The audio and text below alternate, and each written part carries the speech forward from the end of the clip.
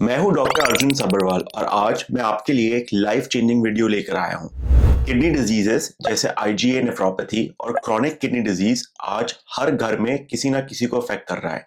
लेकिन मैं आपको एक बात जरूर बताना चाहता हूं, there is hope and it's growing every day.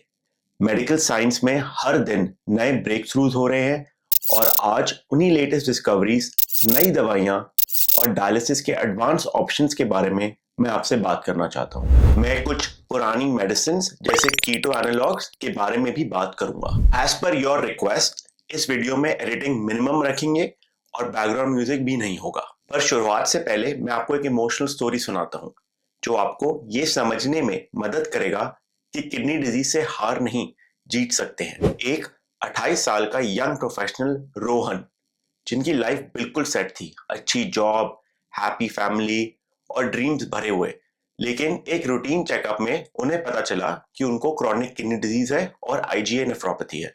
उनकी किडनीज धीरे धीरे फेल होने लग गई और उन्हें लगने लगा कि अब उनकी जिंदगी बस डायलिसिस और हॉस्पिटल में ही निकल जाएगी। रोहन ने अपने आप को होपलेस महसूस किया, लेकिन आज रोहन की लाइफ में एक नई रोशनी है।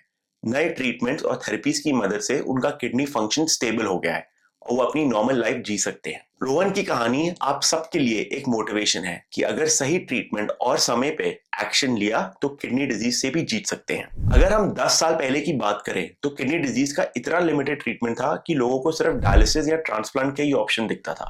आईजीए नेफ्रोपैथी के लिए हमारे पास कुछ खास टारगेटेड थेरेपीज नहीं थी।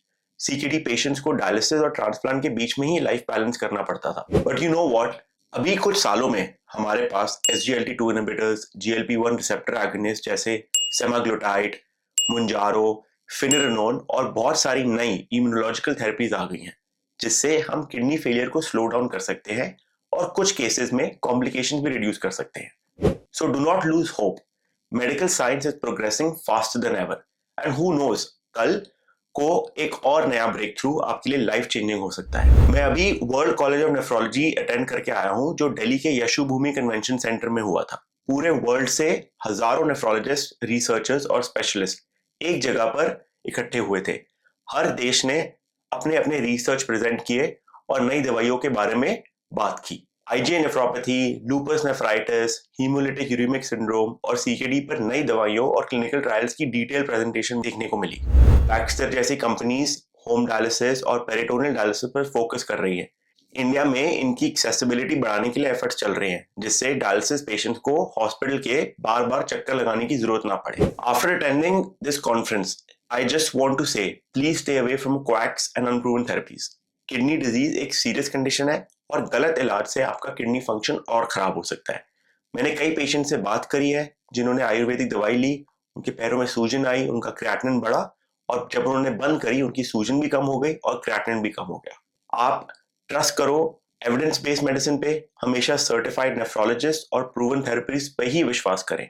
ऑल्टरनेट या एक्सपेरिमेंटल अप्रोच तभी कंसिडर करें अगर इनके पीछे कोई सॉलिड एविडेंस हो। चलिए कुछ दवाइयों के बारे में बात करते हैं। आप लोगों ने नाम सुना होगा SGLT2 इनहिबिटर्स जैसे एम्पाग्लिफ्लोजिन और डापाग्लिफ्लोजिन।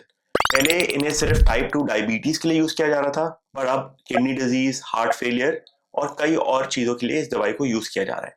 अगर आप या आपका किसी जान पहचान वाले को सीकेडी है तो अपने डॉक्टर से जरूर पूछिए कि क्या आप SGLT2 इनहिबिटर्स ले सकते हैं। अब बात करते हैं सेमाग्लोटाइड, जो ज़ेम्पिक के नाम से आता है और ये एक GLP-1 रिसेप्टर एगोनिस्ट है। इसका फ्लो ट्रायल में किडनी डिजीज पेशेंट्स पर टेस्ट किया गया था और रिजल्ट्स बहुत ही प्रॉमिसिंग थे। सेमाग्लोटाइड ने किडनी फेलियर प्रोग्रेशन को स्लो किया, हार्ट फेलियर का रिस्क कम किया और साथ ही वेट लॉस में भी हेल्प किया।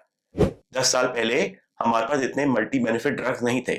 आज सेमाग्लोटाइड जैसी दवाइयों आपकी डायबिटीज, हार्ट और किडनी तीनों को प्रोटेक्ट करने में मदद करती है। एक और ड्रग है जिसका नाम है टिrzepatide, जिसको मुंजारो के नाम से बोला जाता है, जो GLP-1 और GIP-1 दोनों पाथवेज को टारगेट करता है। इसके रिजल्ट्स डायबिटिक कंट्रोल और वेट मैनेजमेंट के लिए बहुत इंप्रेसिव है। अभी ट्रायल रिजल्ट्स आए हैं किडनी डिजीज के लिए भी और ये दिखाता है कि किडनी फेलियर को भी स्लो करता है और वेट लॉस में हेल्प करता है। अब मैं एक टॉपिक पे बात करना चाहता हूँ जिसके बारे में बहुत से पेशेंट मुझसे पूछते हैं, कीटो एनालॉग्स।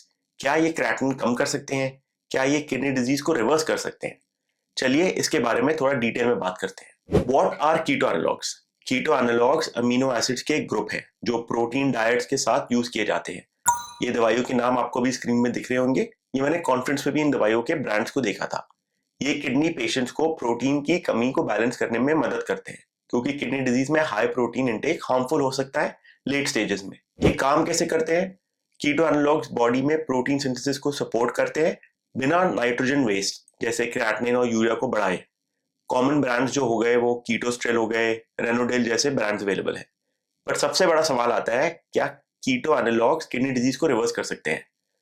ये एक बहुत कॉमन मिसकंसेप्शन है कि कीटो एनालॉग से क्रिएटिनिन कम हो जाएगा या किडनी डिजीज ठीक हो जाएगी। लेकिन मैं आपको एक बात क्लियर करना चाहता हूँ, इनसफिशिएंट एविडेंस है। मेजर रिसर्च पेपर्स अभी ये कंक्लूसिव प्रूव नहीं कर सकते कि कीटो एनालॉग्स किडनी डिजीज को रिवर्स कर सकता है। आपको फोकस करना है अंडरलाइंग किडनी डिजीज की कॉज पे, उसको मैनेज करना है। आपका ब्लड प्रेशर, डायबिटीज, अगर प्रोटीन यूरिया है तो प्रोटीन यूरिया कैसे कम करें, पता करें कि प्रोटीन क्यों लीक हो रहा है। कीटो एनालॉग सिर्फ एक सपोर्टिव थेरेपी है, ना कि मैजिक पिल। मेरा ये सजेशन है कि अगर आप कीटो एनालॉग यूज कर रहे हैं या करने की सोच रहे हैं तो पहले अपने नेफ्रोलॉजिस्ट से जरूर कंसल्ट करें। उनकी सलाह के बिना कोई भी दवाई ना ले। अब मैं बात करना चाहता हूँ आईजीए नेफ्रोपैथी के बारे में। इंडिया में ये बहुत कॉमन है, लेकिन अब इसका इलाज भी नए थेरेपीज की वजह से बदल रहा है। मैंने पहले की वीडियोस में भी काफी बात करी है आईजीए नेफ्रोपैथी के बारे में, पर इसमें मैं एक नई दवाई के बारे में बताना चाहता हूँ। पहले हम बात करते हैं कुछ पुरानी दवाइयों के बारे में जो ऑलरेडी अप्रूव्ड है। इसमें से एक है ब्यूटिसिनाइड, जो नेफिकॉन ट्रायल के थ्रू अप्रूव हुई थी। ये एक गट टारगेटेड स्टेरॉइड है।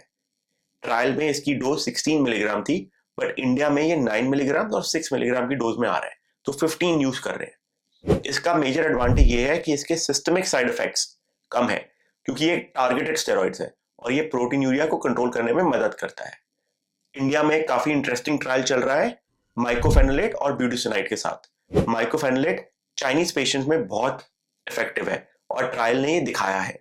अब इंडियन पेशेंट्स में देखा जा रहा है कि क्या माइकोफेनोलेट और ब्यूटिसिनाइड के साथ अच्छे रिजल्ट्स आ सकते हैं या नहीं। ये ट्रायल अभी ऑनगोइंग है और साउथ इंडिया में चल रहा है। जब रिजल्ट्स आएंगे मैं आपको अपडेट करूंगा। अब आते हैं मेन चीज के बारे में, जो कि एक नई इनोवेशन है, BAFF एंड APRIL इनहिबिटर्स। दवाई की अगर बात करें तो इसका नाम है अटैसिसेप्ट और स्क्रीन पे आप ये देख भी रहे होंगे। ये ड्रग्स इम्यून सिस्टम के पाथवेज को टारगेट करती हैं। आईजीए नेफ्रोपैथी में डिपॉजिट्स हो जाते हैं आपकी किडनी में, तो ये उस डिपॉजिट्स को रोकने में मदद करती है। ये one of a kind invention है और ये अभी आई है ऐसी दवाई जो डिपॉजिट को सीधा टारगेट करती है। तो ये काफी इंटरेस्टिंग है देखने के लिए कि कैसे ये दवाई अप्रूव होती है। अभी भी ये स्टेज 2 स्टेज 3 ट्रायल में चल रही है। इसके जो रिजल्ट्स हैं वो काफी प्रॉमिसिंग है, क्योंकि ये प्रोटीन यूरिया को तो कम करती है, साथ में ईजीएफआर को भी स्टेबलाइज करती है, जो बाकी ट्रायल्स में देखने को नहीं मिला। तो ये काफी इंटरेस्टिंग है। ये दवाई अभी अप्रूव नहीं हुई है, बट होप है कि जल्दी ये दवाई अमेरिका में अप्रूव होगी, उसके बाद ये वर्ल्ड वाइड अवेलेबल होगी। ये नए ट्रीटमेंट्स आईजीए नेफ्रोपैथी पेशेंट्स के लिए एक नई उम्मीद लेकर आए हैं। अब मैं बात करना चाहता हूँ डायलिसिस के फील्ड के बारे में। इसमें भी बहुत एडवांसमेंट्स हुई है और आगे जाके मुझे लगता है कि डायलिसिस पे फोकस होगा, होम डायलिसिस पे। अब आप अपने घर पर ही डायलिसिस कर सकते हैं। ये थोड़ा चैलेंजिंग हो सकता है, लेकिन इससे आपकी quality of life definitely improve होगी, क्योंकि पेशेंट्स के लिए हॉस्पिटल जाना, वहां पे 4 घंटे रहना, फिर वापस आना बहुत टाइम कंज्यूमिंग है। दूसरा फोकस जो हुआ था पेरिटोनियल डायलिसिस के ऊपर हुआ था। इसमें आपके एब्डोमेन में या पेट में एक डायलिसिस फ्लूइड यूज करते हैं टॉक्सिन्स निकालने के लिए। कंपनीज जैसे बैक्स्टर इस पे काफी इन्वेस्ट कर रही है। इंडिया में कुछ सेंटर्स में ये काफी पॉपुलर है, बट पूरे इंडिया में ये अभी भी अवेलेबल नहीं है। तो आज हमने देखा कि किडनी डिजीज के इलाज में कितनी सारी नई थेरेपीज और एडवांसमेंट्स हो रही हैं। SGLT2 इनहिबिटर्स, सेमाग्लोटाइड, टिrzepatide या मुंजारो, ब्यूटिसिनाइड, BAFF, APRIL इनहिबिटर्स और डायलिसिस के नए ऑप्शंस जैसे होम HD और PD। मैं यही बोलना चाहता हूँ कि होप इज रियल। 10 साल पहले हमारे पास बहुत लिमिटेड ऑप्शंस थे, पर आज साइंस ने हमारे लिए कितना कुछ नया ला दिया है। You should stay informed. Clinical trials, new research papers, अगर आप CKD या आईजीए नेफ्रोपैथी से सफर कर रहे हैं तो नॉलेज इज पावर। आप ऐसी वीडियोस देखें, शेयर करें, ताकि आपको भी पता चले कि क्या नई नई ट्रीटमेंट्स आ रही हैं। अपने आप को एजुकेट कीजिए और अपने डॉक्टर से पूछते रहिए कि क्या नया आ रहा है। Lifestyle and regular checkups, blood pressure control, diabetes management, protein urea monitoring, इनको इग्नोर मत कीजिए। They are foundational to preserving kidney health. Always consult professionals. हमेशा सर्टिफाइड नेफ्रोलॉजिस्ट और एक स्पेशलिस्ट के साथ ही बने रहें। क्वैक्स और अनप्रूवन थेरेपी से दूर रहें। अगर आपको ये वीडियो पसंद आया हो तो प्लीज लाइक, शेयर और सब्सक्राइब जरूर करें। आपके कोई सवाल या एक्सपीरियंस हो नीचे कमेंट्स में जरूर शेयर करें, मैं कोशिश करूंगा इनका जवाब देने के लिए। Thank you so much for watching this video and see you next time.